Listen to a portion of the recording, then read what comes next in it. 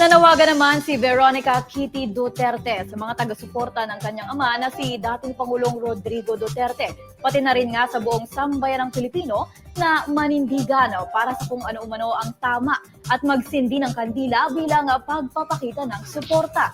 Ang panawagang ito ay kasunod nga ng pag-aresto kay Digong noong ika-11 ng Marso, kaugnay nga ng mga kasong crimes against humanity na isinampa laban sa kanya ng International Criminal Court dahil sa kanyang kampanya laban sa droga na nagresulta umano sa libo-libong pagkamatay. Si Digong ay inilapad naman patungong The Hague, Netherlands at kasalukuyang ang nasa kustodiya na ng ICC habang naghihintay ng kanyang unang pagdinig.